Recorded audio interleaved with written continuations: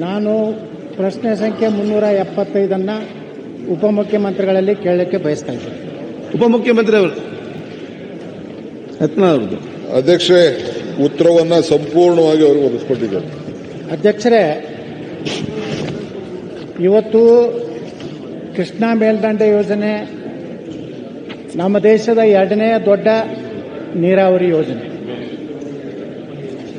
ಇವತ್ತು ನಮ್ಮ 1964ರಿಂದ ಸುಮಾರು 6 ದಶಕಗಳ ಕಾಲ ಈ ನೀರಾವರಿ ಯೋಜನೆ ಪೂರ್ತಿ ಆಗ್ತಾ ಇಲ್ಲ. ದಿವಂಗತ ಲಾಲ್ ಬಹದ್ದೂರ್ ಶಾಸ್ತ್ರಿ ಅಂದಿನ ಪ್ರಧಾನಮಂತ್ರಿಗಳು ಶಿಲಾನ್ಯಾಸ ಮಾಡುವಾಗ ಮೊದಲ ಹಂತ ಮತ್ತು 2ನೇ ಹಂತ, ಮೊದಲ ಹಂತದಲ್ಲಿ 119 TMC, 2ನೇ ಹಂತದಲ್ಲಿ 54 TMC ಒಟ್ಟು ಬಳಕೆ ಮಾಡಿಕೊಂಡು 173 TMC ಬಳಕೆ ಮಾಡ್ಕೊಳ್ಳಿಕ್ಕೆ 120 ಕೋಟಿ ಮಾತ್ರ ಅವಾಗ ಖರ್ಚಾಗ್ತಿತ್ತು. ಅಧ್ಯಕ್ಷರೇ, ಇವತ್ತು 60 ವರ್ಷಗಳಲ್ಲಿ ಕೇವಲ ಹಂತ 1, 3 ಮತ್ತು 2 ಈ 2 ಹಂತಕ್ಕೆ 50,452 ಕೋಟಿ 72 ಲಕ್ಷ ಖರ್ಚಾಗಿದೆ. 120 ಕೋಟಿಯಲ್ಲಿ 150,452 ಕೋಟಿಯಲ್ಲಿ. ಅಧ್ಯಕ್ಷರೇ, ಇವತ್ತು 3ನೇ ಹಂತದ ಬಗ್ಗೆ ನಾನು ಪ್ರಶ್ನೆಯನ್ನು ಕೇಳಿದ್ದೀನಿ.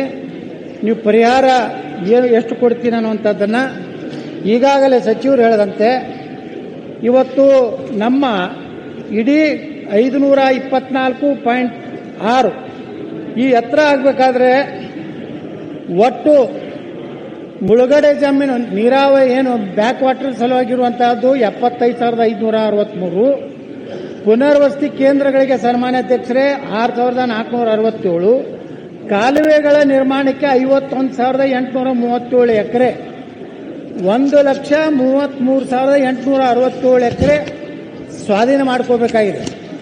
ಅಧ್ಯಕ್ಷರೇ, ಇವತ್ತು ಮುಖ್ಯಮಂತ್ರಿಗಳು ಕರೆದಂಥ ಸಂದರ್ಭದಲ್ಲಿ ಇವತ್ತು ಒಂದೇ ಹಂತದಲ್ಲಿ ಒಂದೇ ಕಂತಿನಲ್ಲಿ ನೀರಾವರಿ ಜಮೀನಿಗೆ 40 ಲಕ್ಷ, ಒಣ ಜಮೀನಿಗೆ 30 ಲಕ್ಷ ಹಾಗೂ ಕಾಲುವೆ ನಿರ್ಮಾಣ ಎಲ್ಲಿ ನೀರಾವರಿ ಇದೆ ಅಲ್ಲಿ 30 ಲಕ್ಷ, ಎಲ್ಲಿ ಒಣ ಬೇಸಾಯ ಇದೆ ಅಲ್ಲಿ 25 ಲಕ್ಷ, ಈ ರೀತಿ ಸುಮಾರು 70,000 ಕೋಟಿ ರೂಪಾಯಿ ಕೇವಲ ಕೃಷ್ಣಾ 3ನೇ ಹಂತದ ಮತ್ತು 524.256 ಎತ್ತರಕ್ಕೆ ಹೋಗಬೇಕಾದ್ರೆ 70,000 ಕೋಟಿ ಬರೇ ಭೂ ಸ್ವಾಧೀನಕ್ಕೆ ಬೇಕಾಗ್ತದೆ. ಅಧ್ಯಕ್ಷರೇ, ಇನ್ನು ಸೇತುವೆ ಕಾಲುವೆಗಳ ನಿರ್ಮಾಣ ಮತ್ತು ಆಲಮಟ್ಟಿ ಡ್ಯಾಮ್ ಎತ್ತರ ಮಾಡಬೇಕಾದ್ರೆ ಸುಮಾರು 50,000 ಕೋಟಿ ಅಂದ್ರೆ ಅಂದಾಜು ಇವತ್ತು ಕೃಷ್ಣಾ ಮೇಲ್ದಂಡೆ ಯೋಜನೆ ಪೂರ್ಣ ಆಗಬೇಕಾದ್ರೆ ಸುಮಾರು 1,20,000 ಕೋಟಿ ಬೇಕು. ಅಧ್ಯಕ್ಷರೇ, ಆದರೆ ನಾನು ಸನ್ಮಾನ್ಯ ಸಚಿವರಲ್ಲಿ ಕೇಳಿಕ್ಕೆ ಬಯಸ್ತಾ ಇದ್ದೀನಿ, ಇಂಥ ಒಂದು ದೊಡ್ಡ ಯೋಜನೆ ಇಡೀ ಉತ್ತರ ಕರ್ನಾಟಕ ಅಲ್ಲ, ತುಮಕೂರು ಭಾಗದವರೆಗೆ 70% ತನ್ನ ಕೃಷ್ಣಾ ಕೊಳ್ಳ ಏನಂತೇಳಿ ನಾವು ಕರೆಸ್ಕೋತಾ ಇದೆ. ಇದು ಆದರೆ ಶಾಶ್ವತವಾಗಿ ಉತ್ತರ ಕರ್ನಾಟಕದಲ್ಲಿ ಕುಡಿ ನೀರಿನ ಸಮಸ್ಯೆ, ಕೈಗಾರಿಕೆಗಳಿಗೆ ನೀರು, ಭೂಮಿಗೆ ನೀರು, ಇಡೀ ಉತ್ತರ ಕರ್ನಾಟಕ ಒಂದು ಅಭಿವೃದ್ಧಿ ಆಗುವಂತಹ ಒಂದು ಮಹತ್ತರ ಯೋಜನೆಯಲ್ಲಿ ಇವತ್ತು ಸರ್ಕಾರ ಹೇಳಿದಂತೆ ಏನು 40 ಲಕ್ಷ 30 ಲಕ್ಷ ಏನು ಕೊಡ್ತೀನಿ ಅಂದಿದ್ದಾರೆ. ಆದರೆ ದುರ್ದೈವನಂದ್ರೆ ಅಧ್ಯಕ್ಷರೇ, ಇನ್ನೂವರೆಗೂ ಏನವರು ಅವರೇ ಮಾನ್ಯ ಮುಖ್ಯಮಂತ್ರಿಗಳ ಅಧ್ಯಕ್ಷತೆಯಲ್ಲಿ ಉಪಮುಖ್ಯಮಂತ್ರಿಗಳ ನೇತೃತ್ವದಲ್ಲಿ ಕರೆದಂತಹ ಸಭೆಯಲ್ಲಿ ನಾವು 40 ಲಕ್ಷ ಒಂದೇ ಟೈಮ್ ಪರಿಹಾರ ಕೊಡ್ತೀವಿ, 30 ಲಕ್ಷ ಒಣ ಬೇಸಾಯದಲ್ಲಿ ಕೊಡ್ತೀನಿ ಅಂತಿದ್ರು. ಇನ್ನೂವರೆಗೂ ಯಾವುದೇ ಪ್ರಕ್ರಿಯೆ ಆಗಿಲ್ಲ. ನಾ ಪ್ರಶ್ನೆ ಮಾಡೋದೇನೆಂದ್ರೆ, ಈ ಉತ್ತರ ಕರ್ನಾಟಕದ ಜೀವನದಿಯಾದಂಥ ಕೃಷ್ಣೆಯ ಈ ಆಲಮಟ್ಟಿ ಯೋಜನೆಯನ್ನು ಎಷ್ಟು ದಿವಸಗಳೊಳಗೆ ಮುಗಿಸ್ತೀರಿ? ಇದಕ್ಕೆ ಬೇಕಾದಂತಹ ಸುಮಾರು 1,10,000 ಕೋಟಿ ರೂಪಾಯಿ ಯಾವ್ಯಾವ ಮೂಲದಿಂದ ಸಂಗ್ರಹ ಮಾಡ್ತೀರಿ? ಇದಕ್ಕೊಂದು ಟೈಮ್ ಫಿಕ್ಸ್ ಮಾಡಿ, ಒಂದು ನಿಗದಿ ಮಾಡಿ, ನೀವು ಯಾವುದಾದ್ರೂ ವಿಶ್ವ ಬ್ಯಾಂಕ್ನಿಂದ ಅಥವಾ ಯಾವುದಾದ್ರೂ ಮೂಲದಿಂದ ತಗೊಂಡು ಈ ಯೋಜನೆಯನ್ನು ಎಷ್ಟು ದಿವಸದೊಳಗೆ ಪೂರ್ತಿ ಮಾಡ್ತೀರ ಅನ್ನೋಂಥ ಪ್ರಶ್ನೆಗೆ ಉತ್ತರ ಕೊಡಬೇಕಂತ ಕೇಳ್ಕೊಳ್ತಾ ಇದ್ದೇನೆ.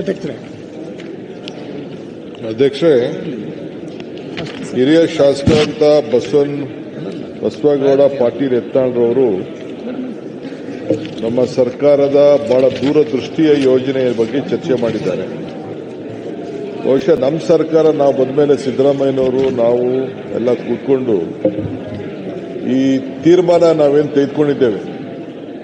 ಬಹುಶಃ ಯಾರು ಇಂಥ ಧೈರ್ಯ ಮಾಡಿರಲಿಲ್ಲ. ಸಿದ್ದರಾಮಯ್ಯನವರು ನಾವು ಎಲ್ಲ ಕೂತ್ಕೊಂಡು ಎಲ್ಲ ಶಾಸಕರನ್ನ ಕರೆದು ಕೂತ್ಕೊಂಡು ಚರ್ಚೆ ಮಾಡಿ ಹಿಂದೆ ಬೊಮ್ಮಾಯಿಯವರ ಕಾಲದಲ್ಲಿ ಏನಾಗಿತ್ತು ಅದನ್ನ ಮಾರ್ಪಾಟ್ ಮಾಡಿ ಇದನ್ನ ಈ ರೂಪಕ್ಕೆ ತೆಗೆದುಕೊಂಡು ಬಂದಿದ್ದೇವೆ. ಇದಲ್ಲದೆ ನಾನು ಸುಮಾರು 3 ಸತಿ ನಿಮ್ಮ ಸೋಮಣ್ಣವರು ಇದ್ರು, ಹೋಗಿ ಸೆಂಟ್ರಲ್ ಮಿನಿಸ್ಟರ್ ಭೇಟಿ ಮಾಡಿ 3 ಸತಿ ಡೇಟ್ ಫಿಕ್ಸ್ ಆಗಿತ್ತು.